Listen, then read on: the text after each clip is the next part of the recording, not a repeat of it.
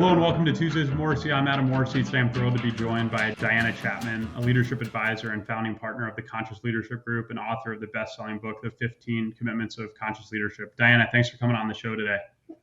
I'm happy to be here with you. Excellent. Thank you. Your book significantly impacted the way I strive to lead and operate in the world. So excited to have a conversation about the work you do. For me specifically, it contributed to what I've found to be an ever unfolding process of raising awareness, creating a vision, and even the dissatisfaction necessary for change. So I'm excited to take a deeper dive. To lay the foundation for the conversation, the term conscious has made its way into business and our lives in so many different ways over the last several decades. Capitalism is now conscious capitalism for many. Business is conscious business. Leadership, they're all being made conscious. So since the word conscious is part of both your organization and your book, what does conscious leadership mean to you? Okay, so I define conscious as to be here now, which I honestly think for a lot of people is challenging because so many of us are either in the past, oh my God, what did I just say in that conversation? Or I'm out in the future, or I got a plan for XYZ. I'm not here. So, first of all, can you just be here now? And can you be here now in a non triggered, non reactive state? So your ability to respond to what's happening rather than react to what's happening. So that's my definition of conscious. And leadership is anyone who wants to take responsibility for their influence in the world.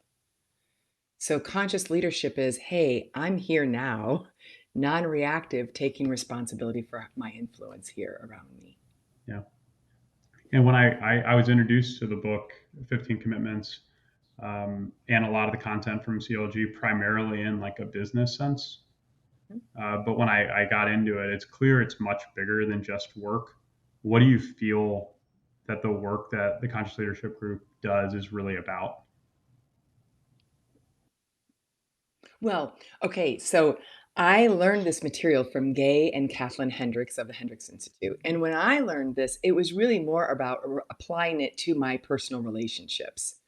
And my husband also got very involved studying this work. And so the 15 commitments really was like the model we use, the structure we used for our marriage.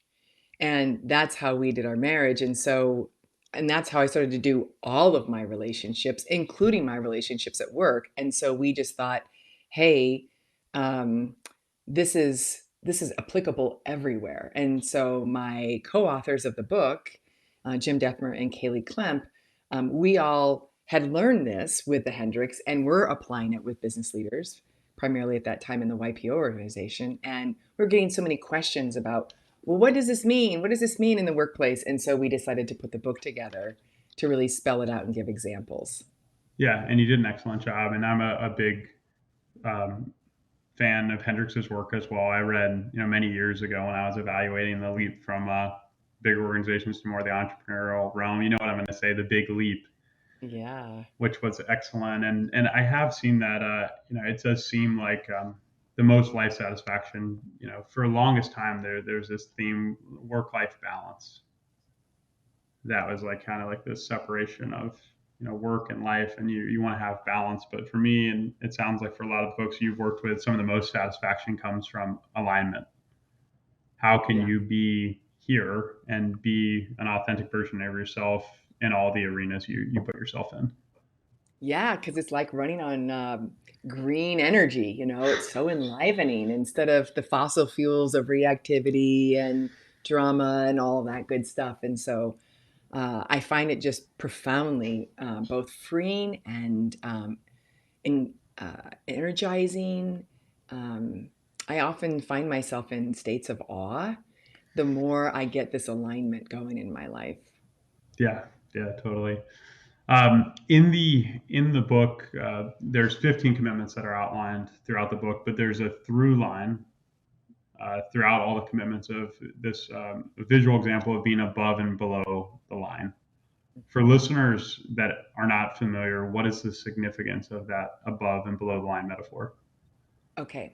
So above the line, if I'm truly above the line, I'm open. And open is a really good word here because I'm open minded. I'm curious. I'm open hearted, both in my desire to want to be in connection with the people around me and also in my emotional openness. And then I'm open in my body and available at a body level. And so I'm open. I'm curious. I want to learn. So if we have a na na na going on between us, from above the line, I go, wow, what do we get to learn from this situation? No problem. And I mean that like no problem with a capital P, because of course we have things that we say, hey, we don't like this in the world. We want to change it. Great. But how do we change that from a mindset of, wow, what do we get to learn? How do we get here? How do we keep this going? Versus below the line, when I'm in that space, there's some part of me that's contracted, reactive, closed. I might be a little closed minded. I'm right, you're wrong. I might be a little closed hearted, closed in my body. There's a certain posture I'm going to hold, which holds a certain attitude. And in that space, I'm not as available to learn and I'm not as available to see possibilities of how things could change.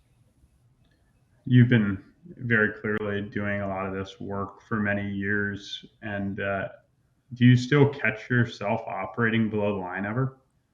Absolutely. Oh, I think anybody who has a hindbrain and is gonna get reactive about things. I'm a yeah. mammal, and I do tell people that like we're meat sacks.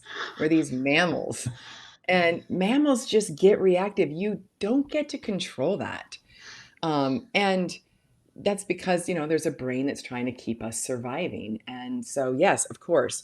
And for a while, I worked really hard to try to see how do I stop myself from going below the line. And I think I like went on a quest for about 2 years to do that.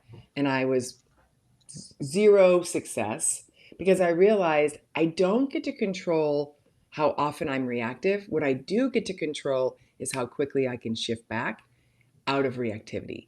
So that's what I put my attention on. Of course, I go below the line, and I'm getting better and better at catching it and going, "Oh, check you out, Diana. You're getting a little reactive. What's happening?" And then giving myself tools to be able to go, "Okay, come back to presence again. Come back to being conscious again." Yeah, what helps you catch yourself in those moments? Oh my gosh, I have so many tools. I was like a junkie back in the 90s and the early zeros around seeking out every personal development tool I could find, and so I've got a lot of them. Some of my personal favorites. One, I really like to question my mind and see how my mind is wanting to be right about something, and could I see how the opposite could be at least as true so that I get out of that kind of righteous way I'm looking at the world that causes me to react. So that's one of my favorite ones. I also really like to make the patterns bigger. I like to play with whatever's happening. So if I'm like, why are you doing that? I like to make it bigger, in an exaggerated way. I am right. Why are you doing that? As if like, so I can see it. So I can go, oh, this is I wanna bring some funny into it because one of the ways we really stay below the line is in the mindset of, "This isn't funny, this is serious. No, you don't get it." And the more we're out of that playful state, the less able we can learn. So I really like bringing some exaggeration and play to my mindset and to what's happening. And then finally, I would say another tool is to look at I often am trying to avoid a somatic sensation in my body. So, for example, I hear some news and I notice maybe I start to have a little bit of a heartbreak that might feel like a little ache in my chest. And I don't want to be with that. So I'll drift down into some reactivity. So if I can catch that and go, oh, could you just let yourself feel heartbroken? It'll just take a moment. Let that move through the body and then we can move on. So that's another one I use a lot. Yeah, I'm not sure if it was in 15 Commitments or another book, but I saw somewhere that the average human emotion only takes like 90 seconds to pass. Yeah, Joe So, Bolte Taylor wrote yeah, about that. Yep, very good. right? Yeah, And she did. we quoted that in our book as well. And honestly, like that's a very, very long emotion. Most of them like 10, 20 seconds. And you see that in little children, right? Like somebody falls down and it's, and if you really count 1,000, it's not very long. They just need to move it through, then they can settle themselves down again and come back into equanimity. Yeah. You mentioned something about, being a junkie for tools. I've certainly experienced that myself, and for the longest time was a real optimizer. My mornings, like workout, journal, meditation, read, etc. And it's been interesting, and I'd be curious to get your thoughts on this. Is like as I've transitioned to clean energy, there have been periods of times where, I don't use a lot of those tools as much. They're kind of just there, and there have been some periods where I felt like quote unquote not motivated because the value of my motivation has shifted. What thoughts do you have on that shift to clean energy and almost like changing motivation values? Yeah. So we use something called the change formula. And the change formula says, the truth is most of us don't change behaviors unless one of two things or both occur. And that is, I start to get so uncomfortable with the way it is that I'm going to get motivated in a way I haven't before. The other option is, I have a vision for something so exquisite, so delightful to me, so exciting to me that I'm willing to go through discomfort to go get it and go, and therefore drive into some motivation and change that I might not have done before. And of course, a lot of us can do both. I'm a little uncomfortable and I have a vision. But my experience is that if those things aren't revving, people don't change patterns. And so one of the things I like to do is help people take a look at, what are you numbing that's keeping you from really being in the discomfort of the way it is?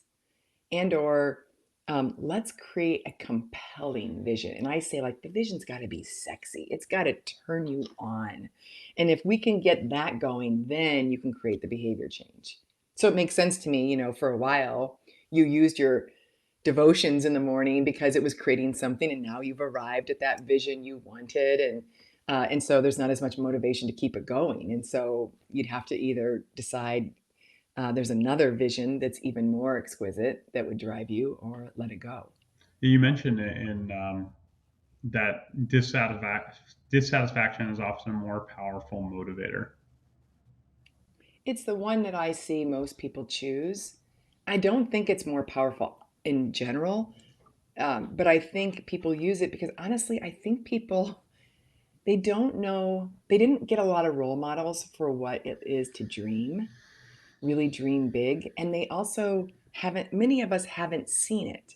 So I think I spent a lot of time hanging around with people who were somewhere I wanted to be, and they role modeled to me like, oh, and that helped me dream bigger. Like, oh, you could have it that way. I had never even seen that before.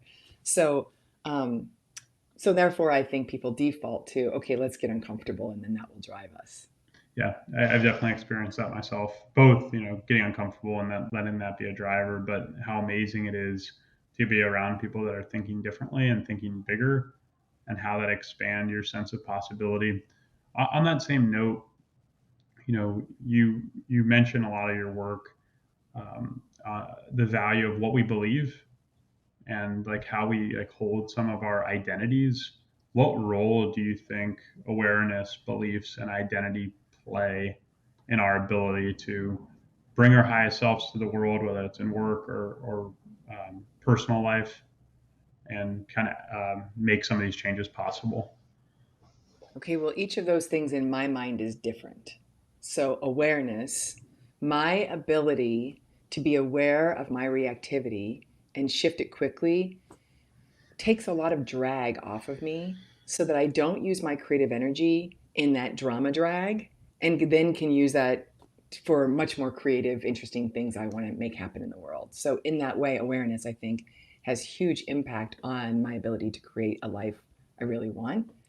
Identity, of course, identities have so many stories. I'm this, not that. So, being able to loosen up that identity and realize, like, those are just stories that I've decided to believe about myself. And I'm much more than that. And learning how to loosen up identity and not take it too personally. I'm Diana and I'm not Diana. And really being able to walk around in the world as being aware that I'm both of those and neither of those at the same time. It is my experience that my outer world now is a result of my beliefs. So, what do I believe is possible? Who do I believe? What do I believe I can be?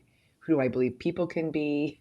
Who do I believe I can be? How do I believe I could feel? All of those things have so much impact on me dreaming up the experience I'm having right now.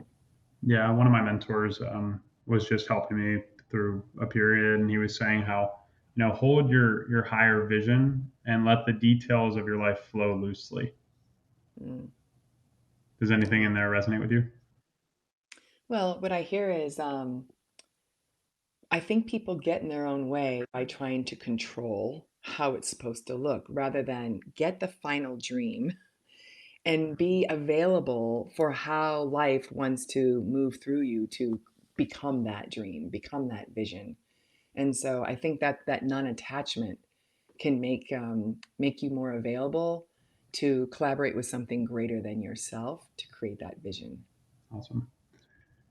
You guys have been doing this work for a long time. Is there a particular story of transformation that stands out to you from your time working with people? There's so many. I feel like I'm so lucky because I get to watch really meaningful transformation in individuals and in teams. And, things that people might say, like, I don't know if that's possible. And so I have a lot of optimism for how much people and groups can change. I would say one of my favorites was I was working for a government agency actually here in my hometown of Santa Cruz.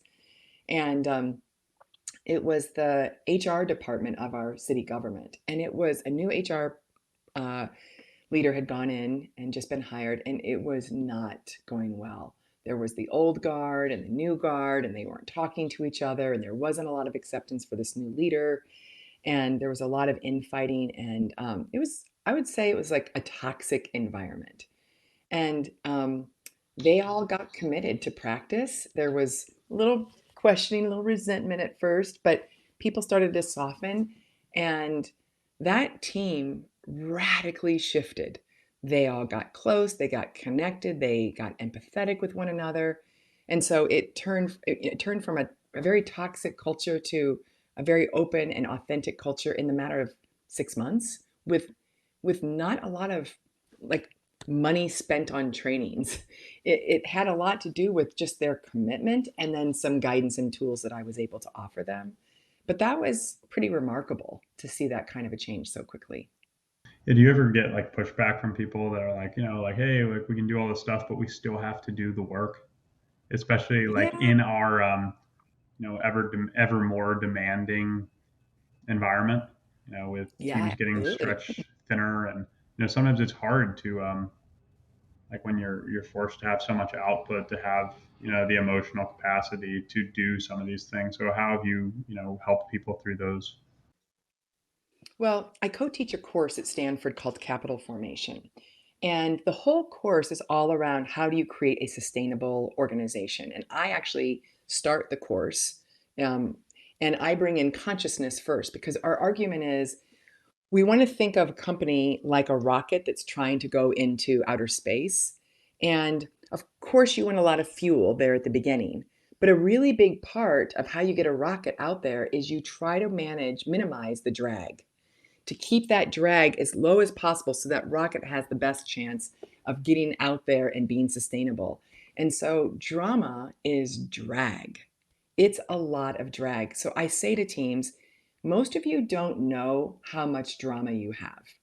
You don't understand how much drag you're creating by not making clear agreements, by gossiping, by not feeling your feelings and being honest with one another. That it costs you energetically. A lot of you go home and tired, a little fried at the end of the day. Those are energy issues that could be managed if we give you tools to help you all be much more efficient. So I say to most people, you can't afford not to do these things. So, and you'll be faster, smoother, quicker if you have this. So it's like invest some time and energy and get a lot of time and energy back. So I've seen that over and over and over again. I have never seen a team, you know, pay a price for working too much on eliminating the reactivity that they all have as they collaborate. Yeah. Yeah, it's interesting. It's like you imagine as you reduce some of that drag, it makes people's impact more clear.